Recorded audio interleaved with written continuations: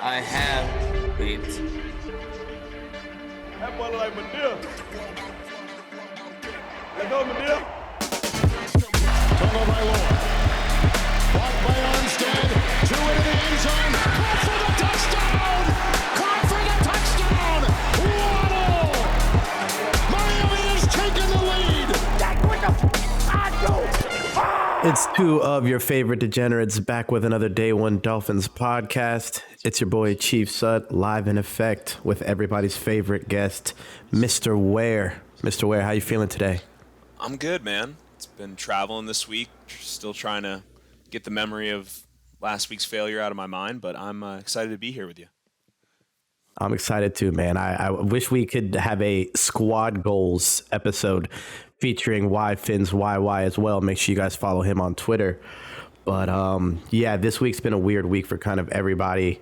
We've had these weird winter storms. I know he's got a lot of stuff going on over on the West Coast. I don't even want to talk about what was in the water on our sideline this weekend or what's going to be on the sideline for us this upcoming weekend. I guess I could say the only silver lining to all this, which doesn't even feel like a silver lining, is the retirements of Bill Belichick and Nick Saban. Yeah. But well, is Belichick? I'm not calling Belichick retirement. Yeah, it seems like that. I don't know. He wants to coach again, but it feels weird. Yeah. Him not being with New England, that's just weird. I thought I'd be more excited about it, but I kind of don't like it. I'm not. And because we talked about this. Mike Vrabel getting fired, which I think right now is the worst coaching move so far of the offseason. I just think that's a natural progression. He got inducted into their Hall of Fame, right? Supposedly that's a reason he got fired. Their owner in Tennessee was upset with the way he handled it. I was like, what? He moves into there, right? Nice. He brings his buddy Arthur Smith back, run the offense like he did in Tennessee. They draft Jaden Daniels, which scares the bejeebers out of me. And right? I already thought about this. Like, Patriots' job is a very desirable job. You cannot tell me I'm wrong. It's an elite franchise, obviously based off the dynasty. They've got a number 3 pick. They've got the second most cap space. I am very concerned of what happens there. I don't know if it's going to happen in 1 year. I think we've still got a little window, but shoot, man. You know, they got a lot of repairing on offense, but they still were a top 10 defense, if I'm not mistaken, this year. Again. And the personnel is still there defensively. Judon and all of them are still paid, and they're always going to do what they do. They lost Judon beginning of the year, so he didn't even play. And then think about the rookie who we faced in week 2, Gonzalez, who looked nice, right? He put the shackles on our small guys. So, again, we're not pumping up the Patriots, but one guy we're leaving out here, respect to Pete Carroll, too. I know he's a West Coast guy, but he's another guy, man. Somebody brought up, watching the news this morning, what about him to the Chargers? Used to coach USC. I was going to ask you how you felt about that. Like, was it time for him to be done there? It's a weird one. I see them really. I think Dan Quinn goes there. Okay. Right. Keep it defensive, hard nosed. Yep. Little bit gangster. Familiarity was the DC there for successful Super Bowl teams. Knows was it John Schneider, right? Says he's going to be an advisor here, Carroll, but I don't know how you're going to be an advisor to your GM when you work side. That's a weird dynamic. I took that as he doesn't want to coach, but he wants to still get paid. But his energy's so good, man. Like, out of the 3 guys we mentioned between sanctimonious Nick Saban, Bill Belichick, and him, he's got easily the most energy. I mean, Saban seems like he's out in the dust. Respect to him, but I'm not going to give him any time to talk about Saban, I know I could see it in his eyes. You noticed how before the season started and even a little bit into the first couple of weeks, Saban was doing a bunch of podcasts. Yeah. And it almost felt like he's been very vocal, about things. He was selling out. Yeah. I hate NIL. I hate transfer portal. I hate all this crap. Yeah. It's all stupid. It's ruining the game. I keep telling y'all it's ruining the game. Yeah. Look at what it's doing. You got these kids going for a year and just leaving out like it's basketball, like they ruin their game. I gotta go home to Miss Judy to get myself Coca-Cola and oatmeal pie, and I'm just gonna go in the sunset. Dude, he's gonna get some oatmeal pies and hit the golf course, baby. Do it. Respect though, like he literally is. He's the GOAT of the best ever. Yep, college football. And I still think I will stay on this hill. The way he left sucked. had the medical staff, made the right choice. I think if Drew Brees came and he stayed, I think New England has a lot less success. I don't know if we win a Super Bowl, but I sure know we got a couple playoff victories, and we ain't sitting here like on 22 years like we are right now. That's just my opinion. I can see that argument. They were good. Bro, they were good, man. Like, he had to deal with Ricky retiring, but then he brought in Ronnie. I mean, they had some players. They were not a bad team. They were just, I mean, Dante Culpepper was rough when he came here, but. I mean, he blew up every ligament in his knee. I know. And so talented, too. Just a clip of him saying, "I'm not going to be the coach of Alabama. Yeah. I don't know why you're asking me. I've said it enough times." But yeah, obviously that one hurt for a while. But over the years, we've all gotten older. We've matured. We've just gotten over it. And the way he was talking about Tua and Minkah Fitzpatrick before that, and just seeing what kind of football factory he created over there, he's the man, dude. It's all good. I understand you wanting to not be around here, too. Nick, our fans are pretty tough. Alabama's probably way chiller. I don't even know if I want to be around here sometimes. You know what I mean? So this week has been a dark week, man. It's been a dark week. Let me tell you something, brother. That Monday morn when Ticketmaster sent me an email letting me know my event has been canceled. Ugh. It just made the already gray day, because it was gray and rainy outside physically. Yeah. It was gray and rainy inside my apartment and gray and rainy inside my heart. Well, because we let these come down to our crib and do this to us, bro. Well, if there's any consolation, I had to get up for a flight to Dallas Monday morning. Not anything early, but we flew through a thunderstorm and then through tornado weather all the way to Dallas. I texted my wife saying, "I love you if this is the end." And it didn't go through. Seth. But thankfully I made it. Easily one of the worst flights I've had. In my head, I thought, maybe just going out, I won't have to watch whatever happens next week or any more Dolphins games. But the Lord said, you need to suffer more. So I am here. But tell me about what do you think went wrong with the Bills? Rhetorical question, because everything always goes wrong against the Bills. But what do you think went wrong the most? Like what upset? Why are you so upset about the game? The first half, I watched the running game that I've always wanted. Obviously, if Raheem was healthy, that would be what I really always wanted. But my without Raheem perfect backfield situation is Devon just getting fed consistently. And then every so often we get spelled with some power runs from Jeff Wilson. And it was a whole bunch of that over and over again. And when we were sticking to that, we were moving the ball down the field. We had 107 rushing yards in the first half as a team.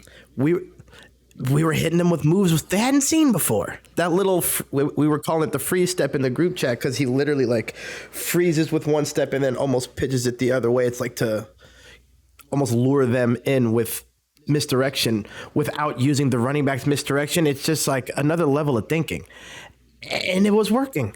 And yes, they would try to do it one play, two plays in a row, and it was like, all right, dude, like second time they were almost ready for it because they got caught slipping the first time. But if you just spread that out a little bit more, or I don't know, maybe did it at all in the second half, I wouldn't be feeling like this. But instead, they just abandoned all of it. Yeah. It just became Chuck City, and just like Tyreek clearly was not himself. Mm-hmm. I believe Cedric Wilson played significantly more snaps than him, which that should never happen. But if that's happening, that's telling me he physically can't go. So if he physically can't go, don't play. Or catch the ball the few times that it is thrown to you and get down and get out. Yeah. But he would drop a ball and then need to take a play off, and then Tua throws an interception. Oh yeah, I mean it's you're in, you're out. When you're there, I mean, I agree with you though. That's why I haven't wanted Waddle the last couple of weeks, for the record. I'm just like, dude, I know him. He always comes back. Yeah, and he's too soon. Yeah. Yeah, I agree with you. I think the running game. I mean, I'm a big proponent of run the ducking ball. But with that said, it's just frustrating.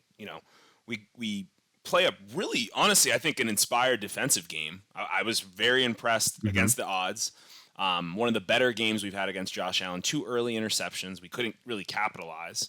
until the second one, and then we had a 11 play 80-yard drive. That's 6 minutes 20 seconds. That's the type of stuff where it's like, if we're gonna win anything in the playoffs, you got to do. But then like we always seem to do, we let up a touchdown that's arguably say was extremely lucky. What we found out yesterday may have actually should have been called back due to offensive linemen down the field of play. But and we had 2 of those called on us. So again, won't say that's what caused the game, but definitely frustrating. Just a lucky fluke play there. Then we respond. I love the way we respond with kind of mixing it up, quick passes. I thought Tua was distributing the ball. I thought he played really well in the first half. Outside of that pick early, which just seems to me he premeditated, let's throw the deep ball, when if you really look at it, I thought he had A-chain. I think a hard pump, again, I don't remember what the O-line situation was, but a hard pump selling Tyreek and a dump off to A-chain, fudge, man. I think that really could have done wonders on that, but we end the half with that stellar stop by Baker. Probably play of his career. I mean, literally dislocated his wrist, I think, because of that, and broke a bone, out for the season. Devastating. But I mean, to come back and make a play like that, I'm pretty critical of him, but he's been an ultimate Dolphin for his career, and I would like to see it continue regardless. So, amen, brother, amen. And then we force him to punt at half, because I think we all said, okay, 14-7, right? They get ball, which I hate. I always like getting ball at half, and then we make them punt, and I'm like, okay, like showing up, right? Like that's here they are. In my opinion, okay, Vic, make your money. I thought if you could get the game to even 10 points with the way that Josh was pressing early, I thought it may have continued. But then we go and we just shit on ourselves with 3 plays, 9 yards, punt the ball. I think that was the one Braxton was. Is that the one Braxton was?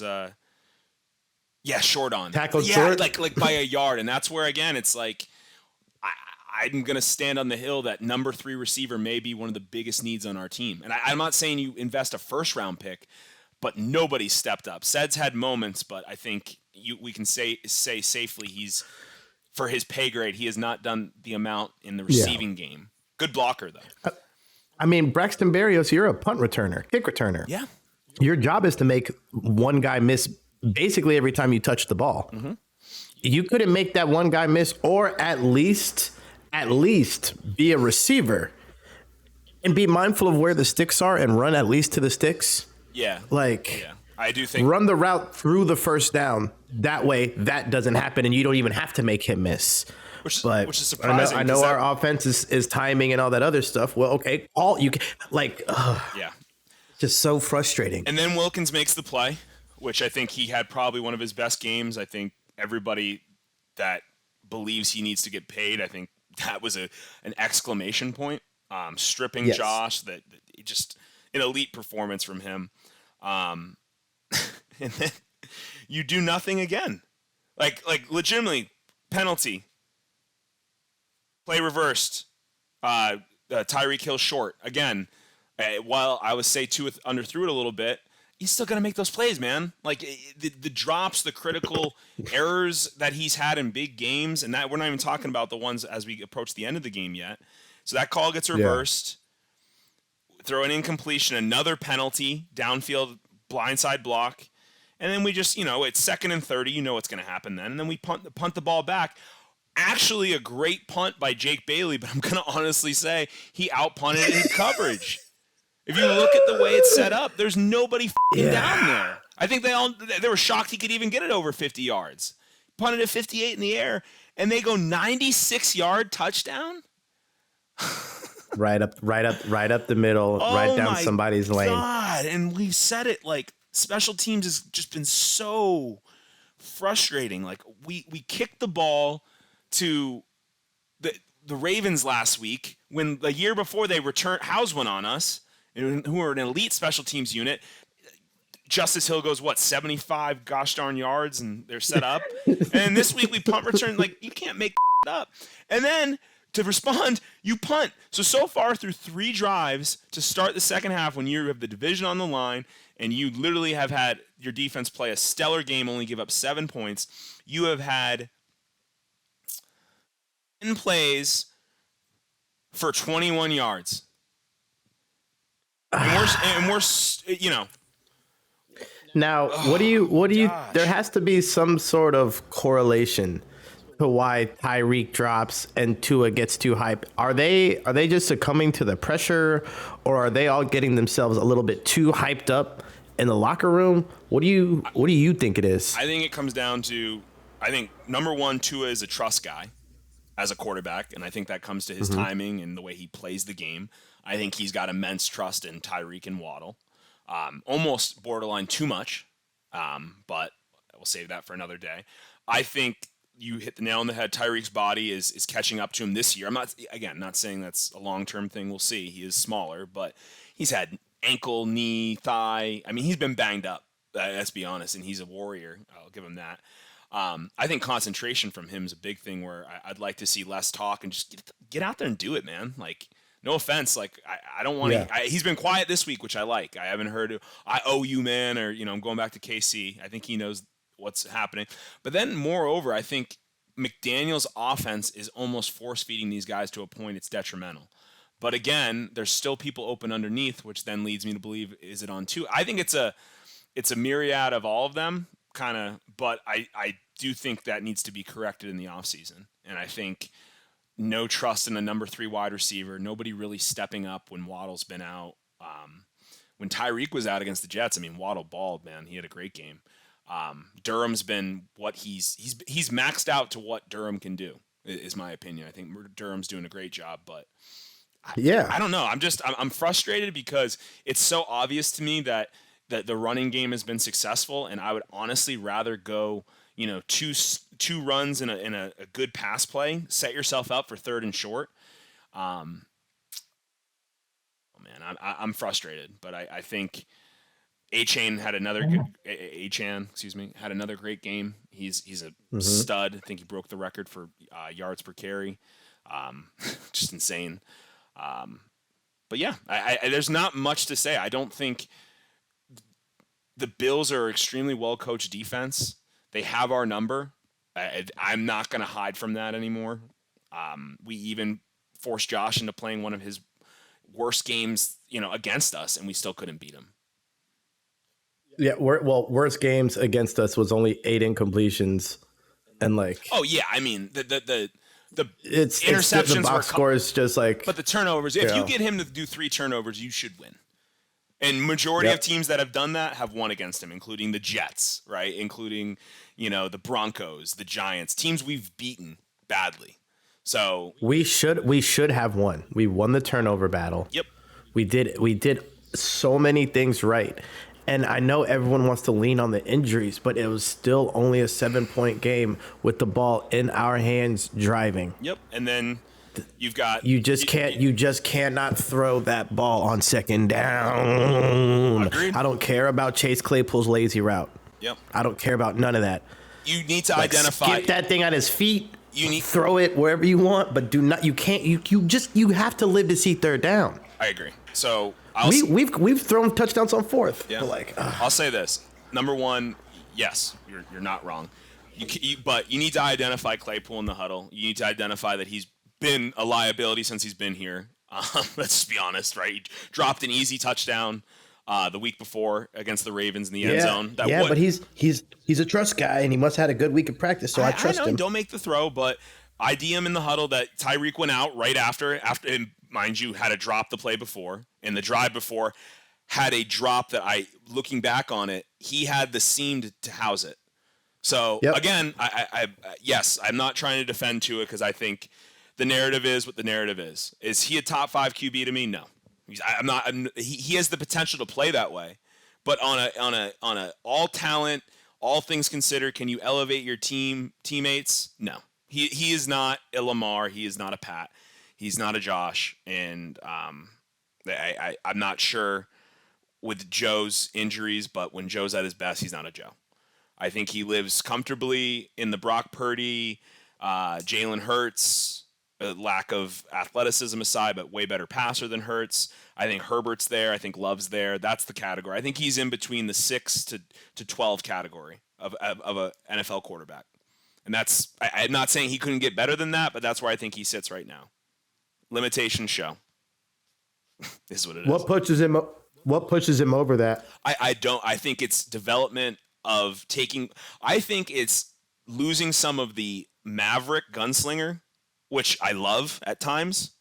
It's kind of a devil's sword. But the one thing I respected about an older Manning and an older Brady is, and I don't even think Brady, besides with Moss and Welker, was he that aggressive of a thrower. But they was just death by paper cuts. And I think Drew Brees did great at that too. And I think we can do better at that. I think it comes down to scheming the offense differently. I think we need to become even more of a run team, similar to San Francisco. That's going to come with health and continued, improved O-line play. But yeah, man, I just think he's got all the things you like, but when it gets to December, the narrative is, and it's facts, he's 10-10 as a quarterback. He's amazing in September and October. He has some good Novembers, has some struggles in Novembers. But December to be 10-10, and we sit here and criticize Herbert all the time, but I've watched 4 times this year. Tua has had an opportunity to go win the game, and not all of them have been directly his fault, but he hasn't done it. So the pressure, man. I think we're all starting to see it. I think the pressure's building, but I also think there's, health has been awful, but every team's injured.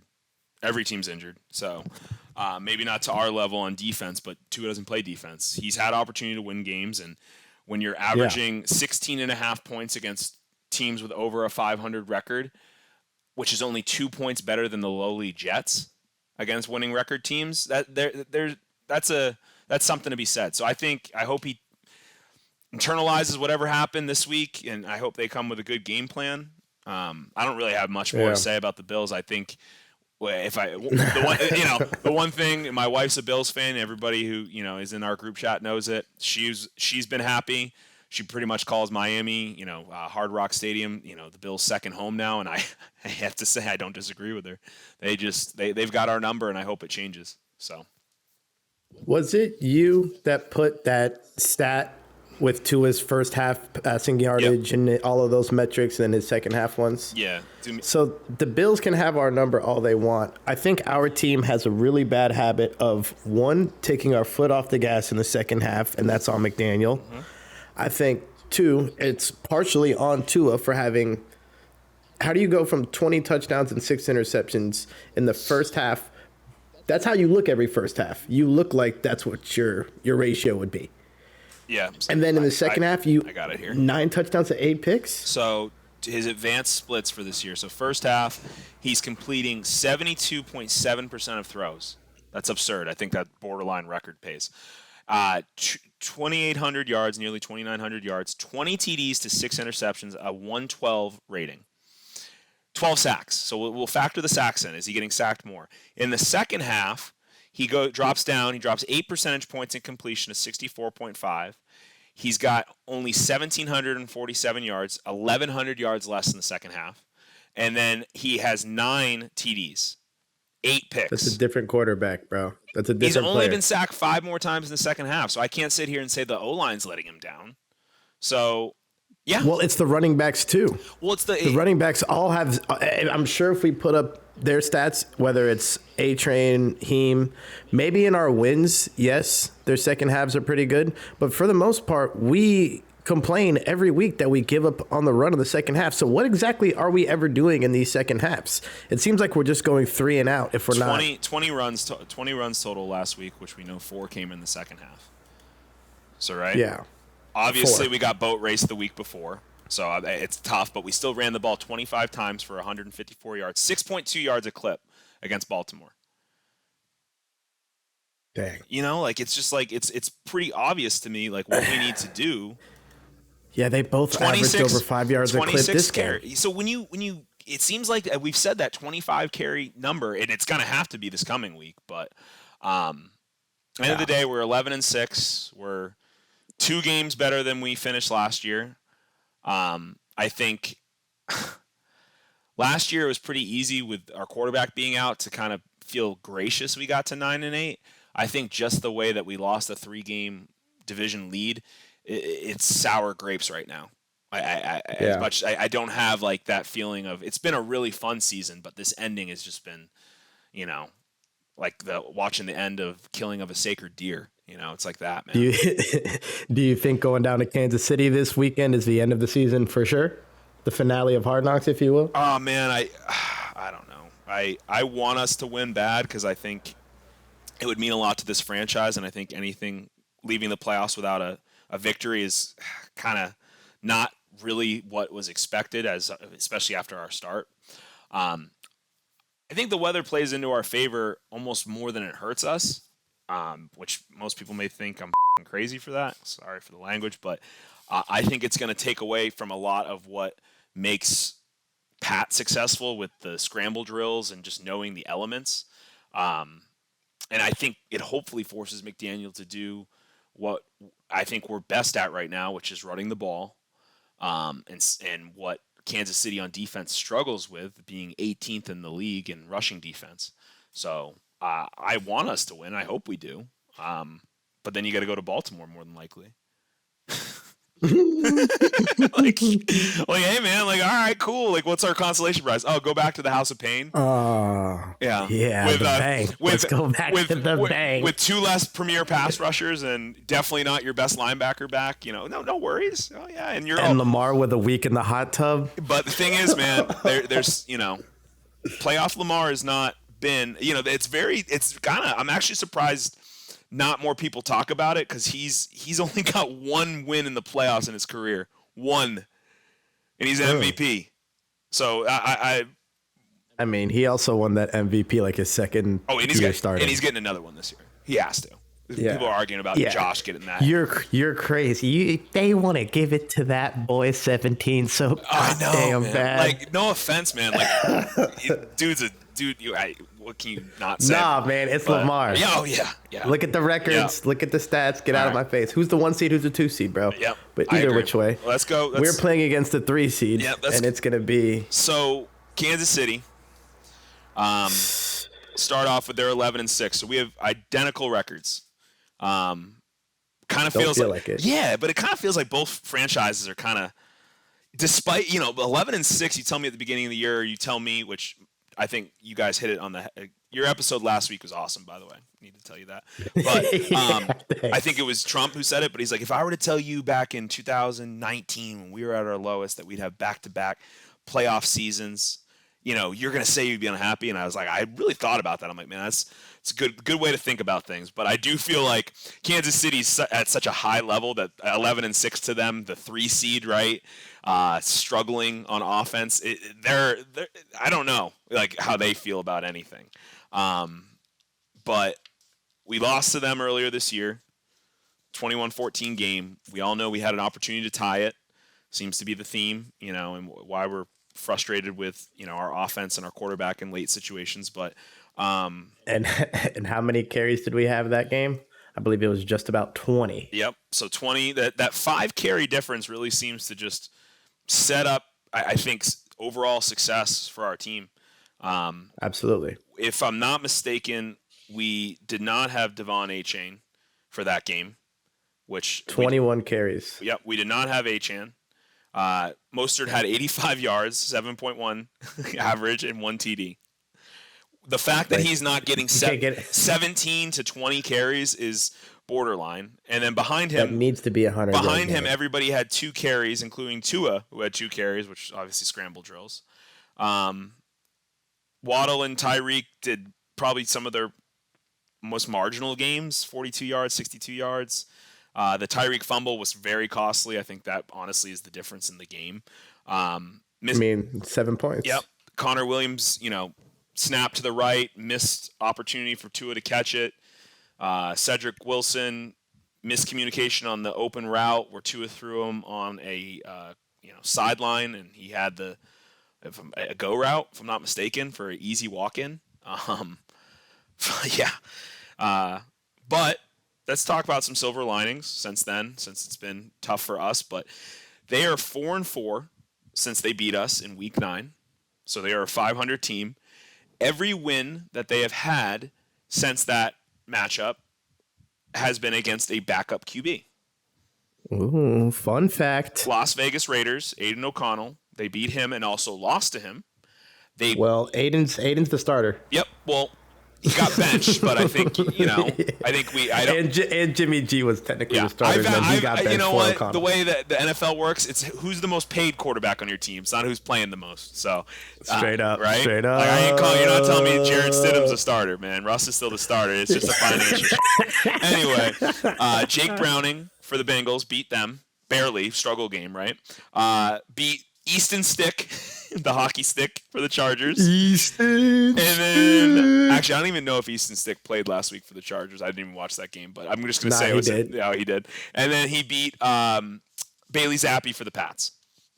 Sick. So who's also the starter, but not the first round. What was Bailey Zappi, a 7th rounder or undrafted or something? Yeah, he was late round or something like that. But again, and then the biggest thing to me is that Arrowhead's been told is the toughest place to play in football. I am definitely not, antagonizing that statement, but you are what the facts say. And this year they are 4-4 in Arrowhead, which is a 500 team. But this has the potential to be the third coldest game in the record of the NFL that dates back over 65 to 70 years. Since the merger. So, as of right now, the coldest game is at -13 in 1967. Green Bay versus Dallas in Green Bay. That was the NFL championship. That was the year before the Super Bowl.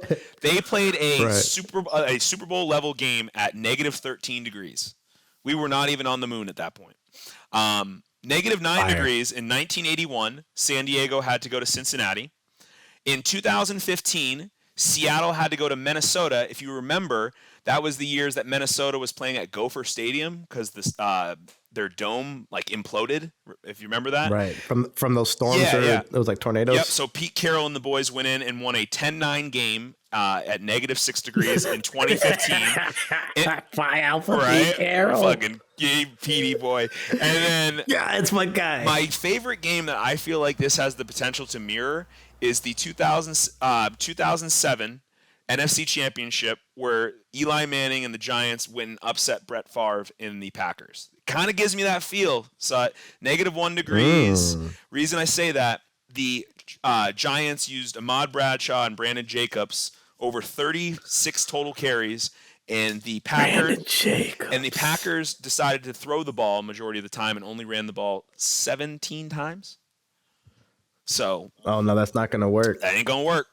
So, Favre at that, point was obviously a legend. Pat Mahomes is becoming a legend, albeit probably his toughest season to date. Would you say? Just looks like it was a struggle week in, week out. This was the ugliest Pat Mahomes season we've seen. Yeah. Because you got to think I want to say every other year as a starter for him, he's made an AFC Championship run. Yep.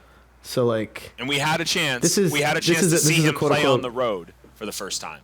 There's still a chance if we win this game, he can exit the playoffs and still have never played a road playoff game in his career, which is just, honestly, I love stats, and that's what just, a stat. Yeah, dude, that's just baller. But that's just a stat. But even we could have done it. Just beat Will Levis. All you had to do was beat Will Levis. That's it. It's literally that game will haunt me. And then when Vrabel moves up to New England and he haunts us for the next decade, it's gonna haunt me. No, I'm gonna handle that one myself. I'm gonna taunt your heart again. I need Flores up there so we can beat that ass. 67% completion percentage for Patty, 4,200 yards, a little bit under, 7 yards of completion, 27 TDs, 14 picks. Yeah, if that's a bad year, sign me up. But still, not his level of play. Didn't even break, the 100 QB rating.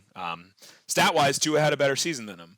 Do I think Tua is a better quarterback than him? No, I do not. But I do think he has the potential to outplay him, given things go in his favor and he plays an efficient game. I think you love You love Papa Checo. I hate Papa Checo, but you love Papa Checo. That's my dude. We have the same. Well, we come from the same trainer. Dude, downline. Bro, when he gets open field, that man runs so weird. It's like a galloping horse. He really does. Wants to hurt He someone. has no breakaway speed, but man, he runs physical. 935 yards this year, 4.6 a clip, 7 TDs. He catches the ball too. He's got 245 yards, 2 TDs in the pass game. He was effective. He was effective against us. He had 16 carries, 66 yards in week 9. No touchdowns. Pat had 105 rating for what it's worth, but only 185 passing yards for Pat Mahomes. You do that again, man, you got to win. Like, you got to win. You got to win off that the first time, but we're not going to, dwell in the past and all that. It was 14 yards for Travis Kelce, 3 catches. Like, you tell me that, and you just take away the score, and you're like, predict the score. I would have said like 27-10 Dolphins. Like, right? Like, and that's on the offense, brother. Yeah. You held them to 14 defense points. Technically held them to 14 points. Yep. And then offense gave up 7 and then couldn't score 2 more times while abandoning the run. Yep. Just so many bad things. Udonis, I hear you, man. Give me a minute. This dog is so needy. It's ridiculous. Mine too. Sorry to all the listeners out there, but if you have a dog, they will bang on their bowl when they want something. Like, you don't hear them. It's feeding time. Rashee Rice is nice. He's had a really good rookie year. Like, a lot of people talk about Zay Flowers, but Rice has outpaced him in all stats. He had that one touch. He's solid. He is. Like, he's a good player. He's like their one receiver. The rest of their receivers, man, are tough. But I wouldn't be afraid to take, Ramsey and Shadow Rice. I would love to see the same strategy against Kelce, but I think you and I know Elliott is a question mark. Holland's a question mark. Even if Holland's playing, he's pulling himself out of plays in half of games because his knees don't feel right. Yeah, man. Which is just chill, dude. Which is, again, we talk about the injuries, but that, again, all pro level player right there. Had he finished the year, I think he would have made it. But those are 2 tough losses. Brandon Jones is, God, man, he's just been frustrating this year.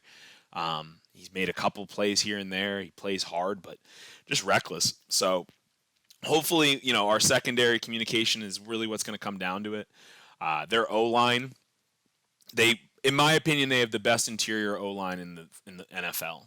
Eagles probably can throw a hat in that ring right behind them, but if you've got Creed Humphrey, which is it's going to probably be one of our draft favorites, we'll talk about 20 years from now when he's in the Hall of Fame. Joe Thuney, and then Trey Smith. Like, I think all those guys graded out in the 90s PFF ratings. Yeah, they did. And they've played a lot of snaps. And they've had all those dudes are thugs. Yeah, but they've had some games where they've been susceptible. The best thing I can say is with our ailing defense, the strongest part of our defense is what those 2 defensive tackles are doing. To have 2 guys, I don't know if Christian did he hit the 10 sack total set or was he at 9.5? Like, what was his official end? I'll check because I started to stop using PFF stats because I don't trust them anymore. Yeah. For some reason, they don't do things properly. Hold on. Okay, so final sack stats for us via ESPN: 11 for Chubb, who's no longer with us. He's got 9 on the dot. So 9, but in my opinion, 10 sacks for an interior D lineman is almost like 20 for an edge. So that's to say, Christian, you put him on the edge, he's a 15 to 18 sack guy, and what he's done this year, I think those 2 guys. Sealer's already said he's not wearing sleeves. Absolute savage, love that attitude. But they're the key right there. If they can at least stalemate the battle, and because they're edge tackles, Jawan Taylor, who's a false start liability, hasn't had an amazing year, and then Donovan Smith's been hurt. He's questionable coming into the game, and Wanya Morris, the backup, who's been up and down, has not practiced with a concussion. I know we've got 3 new guys off the street, but we've got over 250 sacks career from those guys. Hopefully they can help. Yeah. And it's really going to come down to both interior offensive lines versus both interior defensive lines. Because, yes, we have Christian Wilkins and we have Sealer. And Raekwon's going to obviously get some work this week. But Chris Jones is a problem. And we're going to have to hold that up with Liam. And we had Connor Williams last time, who really played a great game against Jones. And they moved Jones around. So the best thing is Rob Hunt came back last week. He finished the game. My man. He was graded as our best O-lineman. Teron has been playing better as of late, where even some of the games early in the season, I don't even think he was playing better than Lamb.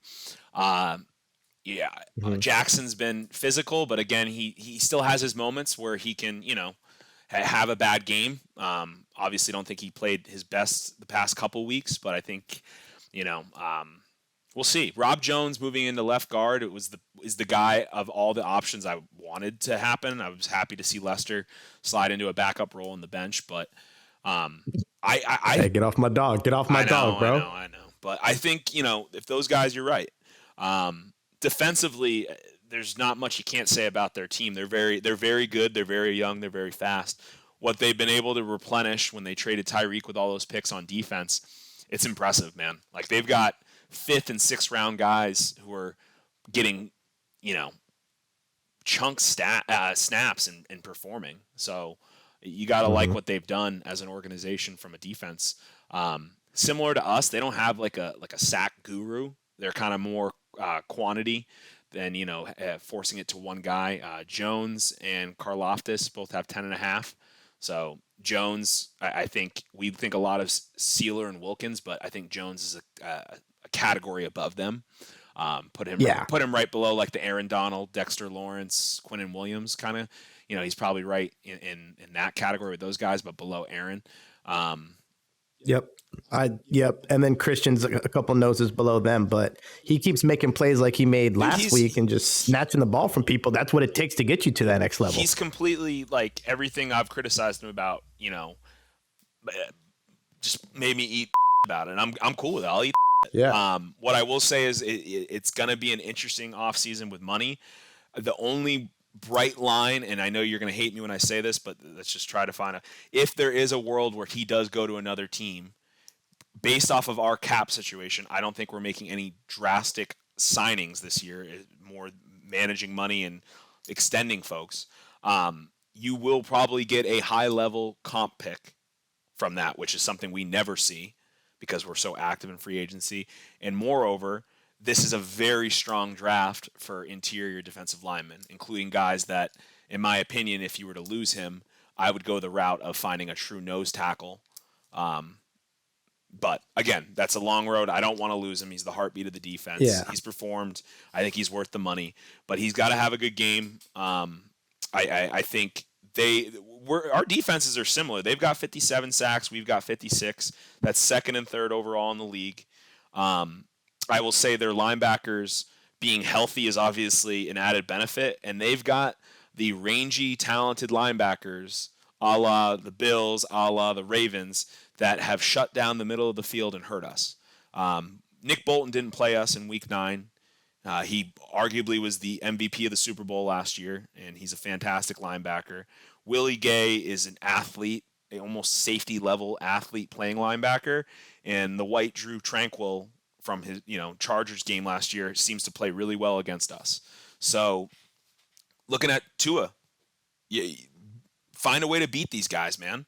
If they're taking away the middle of the field, that means the flats are open. Use that. Right. Like, I don't know how much else to say. A dump off to any one of our 3 backs for 4 to 6 yards is much better than a forced 15-yard dig route into triple coverage. Just do it. Like, take what you, and honestly, I don't think he's going to have a choice based off the wind and the elements this week. I think you're going to see a lot of screens to the receivers. Yep. I would love to see some play action boots if you get the running game going. I'm eliminating all those touch, unblocked defensive end, let them in and try to juke them out. No, use Wilson and Mostert inside the tackles and supplement Achane on the outside if you need to. This needs to be a very simplified game plan. So you're on the boat that no matter what, this weather is going to have a major effect on how the game's played. This isn't like the players have said the worst thing they hate is rain. Then they hate superior cold. Snow is not that bad when it comes to like a quarterback throwing the ball. They've actually come out and said that. This is arguably like there's a national weather advisory from the city of Kansas City for people not to leave their homes the whole day on Saturday, which Like, we'll go back. So why wouldn't they move the game indoors then? They're saying it's too short a notice. I'm like, they've known about this all week. It's only getting worse. So they've known since Sunday. I mean, don't be crazy. Don't be, hopefully it gets even worse and worse to the point they can't even open the doors of the stadium. Hopefully they can't even open the doors of the stadium. They got to thaw it out. But yeah, man, I do think it's going to have an effect. I just don't think you're going to see a lot of shot plays, which I don't think you're going to see anyway, because I think they've got a top-notch secondary. Ladarius Sneed isn't talked about enough, and he's a true shutdown corner. You're not taking him over the top most of the time anyway. And they know Tyreek. They play him well. They're physical. But I think getting Waddle back, I think Waddle's the X factor. I think if he's even 85% and can give us 50 yards in the receiving game, that will help us. And it's hurt us without having him the last 2 weeks. I think anybody knows that. I don't think it makes up for 37 points at Baltimore. But I do think maybe last week it maybe would have given us an opportunity to put 3 points up in the second half just to give us a little breathing room. But we're not talking about that. But yeah, I'm concerned about the weather. I think my biggest concerns are our defensive depth. We're obviously shattered. But I was very impressed with the guys they brought in this week who are, gamers. Justin Houston's got a reason for this game. He's former Chief. Bruce Irvin has played in the AFC West multiple years in his career. He knows Pat Mahomes. Mel Ingram played for the Chiefs a couple years ago, right? There's guys there that they've got a reason to play hard. I don't think they just jumped in to get, No. I think they know we're a team that's talented but is on the ropes, and maybe they can bring something to it. So they're all veterans. They know what they're doing. I think we talked about it. They want a ring. Yeah. I would honestly, it seems to me that Vic still doesn't trust Ogba a lot, because you saw Mel Ingram playing more than him the past couple weeks, despite Ogba being on the team all year. I would let Mel and Ogba go to work against Donovan Smith or whoever plays left tackle, and then I would start Justin Houston, despite being 37. He had 4 sacks on Carolina this year before he, got cut to find a competitor. For real. Right? And, he knows what he's doing. I think his veteran presence against Jawan Taylor, who struggled, that's not that bad of a D-line considering. What I'm really concerned. It's really not. It's not. It's like 18th in the league, 19th. It is sketchy. I will say it is sketchy. Yeah, but I've seen teams win with less, But I don't know, man. What else? Game plan. More just about us. I think Vic's coached some good defenses the last few weeks. I don't really blame the Ravens game on Vic. I don't. I just think Monken was in his bag, man, and I think the Ravens are on a heater right now. Not saying they can't catch themselves, but they just got our ass kicked that game. Last week I thought it was an inspired defensive performance. It was a good strategy. Concerned if we do go down another linebacker, does that force Channing Tindall in a game, who's never seen the field? It's getting there, right? Show me something, Channing, right? If he does get in, but. Yeah, and then confidence. I haven't watched this week's Hard Knocks. I'm sure I'll wake up early tomorrow morning and force myself some pain to watch it. But yeah, maybe. I do think the narrative is becoming concrete fact at this point that we're a soft ass team. We're weak when it comes to December and playoff level football, and they don't believe in their ability to finish against quality teams. It stinks because the Cowboys game was really an opportunity to say that, but then to follow that up with 2 back-to-back weeks, which just seems to be the theme, reminds me a lot of the year we had that miracle game against the Patriots that gave us a little hope, and then we just shot ourselves in the foot, right the 2 weeks after to miss the playoffs completely. So thankfully we made it. We've got a shot. What are you concerned about? I'm concerned that we're a team that offensively lives and dies by the big plays in the passing game. Mm-hmm. We've lost multiple games this year because other teams have the ability to take that from us. And that's not going to be there this week. I keep trying to tell myself, it's going to be cold. Yeah, it might snow, but, it snowed before and people had good passing games. Yeah, it snowed before and people caught deep balls and go balls, and defenders fall and you get easy ones. So, I mean, maybe if you do a couple slants here and there just to keep them honest, but I think our splash plays are going to have to come in the run game. And I think, Coach McDaniel, if you're listening, please, bro, we need at least 30-plus touches between, I don't care if it's Heem, A-Train, and Jeff, or just Heem and A-Train, or whatever you want to do. 17 touches for A-Chain, 15 for Raheem, and 6 to 7 for Wilson. Boom. If you remember, last year in the looked pretty cold game in Buffalo, snowy. It's not our favorable conditions. Heem balled out. Yeah, but I'm just going to let you just break it down for you. There's still a 30-degree index difference between those games. It was 20 to. I know. Let me ask you a question, Florida boy. What is the coldest weather you have ever experienced in your life? Like that your body was outside for at least significant time where you felt the cold. Like what cold exposure? Utah. Okay. It was like 22, 23. Okay.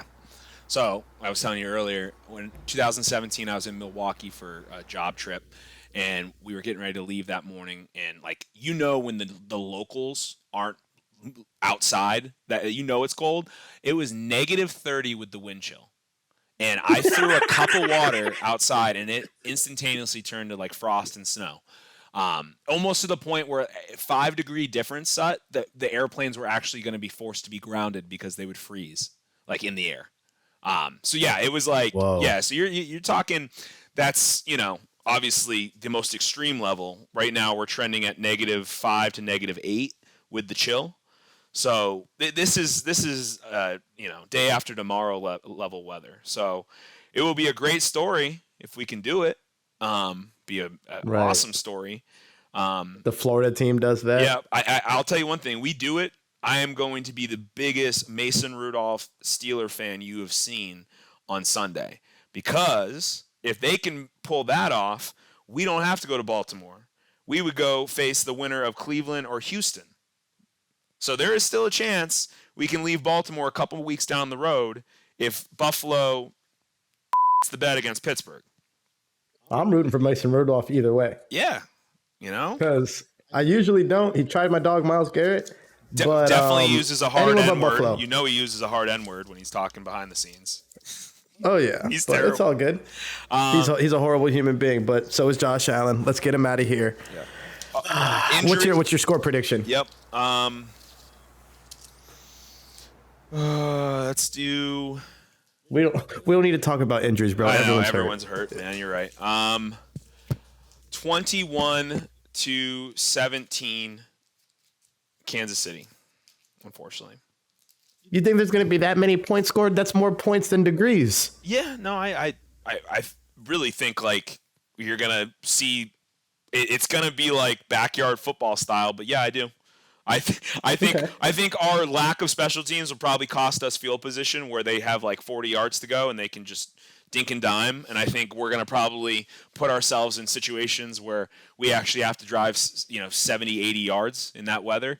So yeah, I do think there'll be points scored. I think it's going to be a slow-paced game, but that's where. What do you think? I mean, give me the faith. I'd love to have it. You know what? Let's get horny out here. Okay. Let's go 13-6, featuring 250+ tuggy runs. Oh, okay, I thought you were gonna say field goals. I was like, you are a madman. Nah, I'm talking about Raheem slips one for a sprinter and A-Train slips one for a sprinter. And we miss an extra point. Yep. Okay. Defense holds tight. Holds tight when they can drive to tie the game. It's like we're not. There's no shot we'll even be able to like sit for the last 10 minutes. We'll be all. Yeah. All right. Just very very tight riches. Yeah. Heart rates, BPM heart rates will be in the 160s. Yeah. Okay. And just to put myself on the same page as the boys, I'll turn my apartment AC down as low as it can possibly go. It'll probably still be cold outside, so I'll keep the door open too. Like. I'll try to get myself cold. Yeah. I'll be there. I'll be there with Christian and all of them fighting. I love when they ask McDaniel, "Can you do anything to replicate the weather?" He's like, "Yeah, like our building only gets down to 50 degrees." He goes, "It's not even worth it." Like, what do you mean? like no offense. Like I'm. It's gonna be fun, man. I don't know what I'm gonna be sipping on. I don't know what I'm gonna be eating that night, but I'm gonna be in one, and I hope it's a fun night, at least for our team and our boys.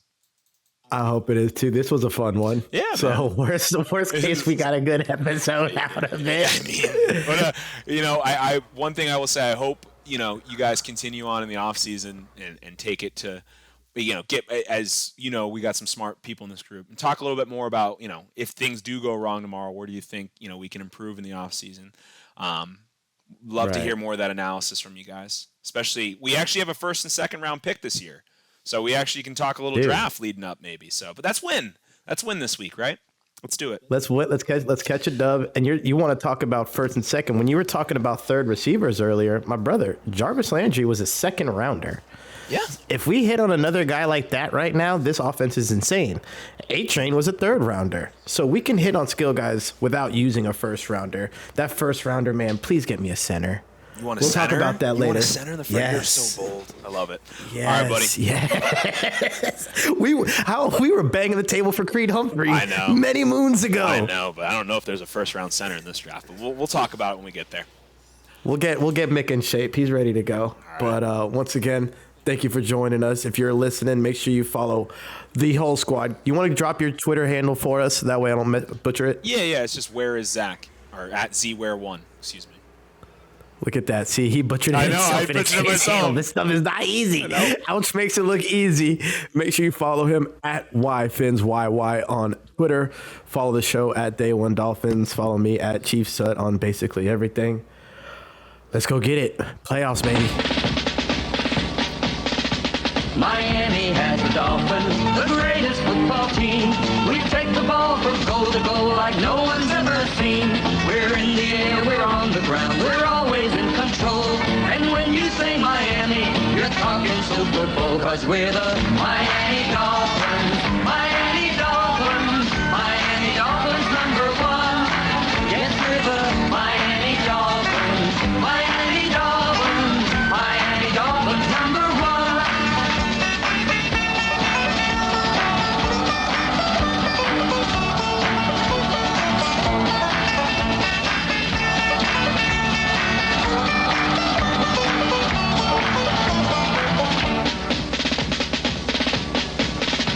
Miami has the Dolphins, the greatest football team.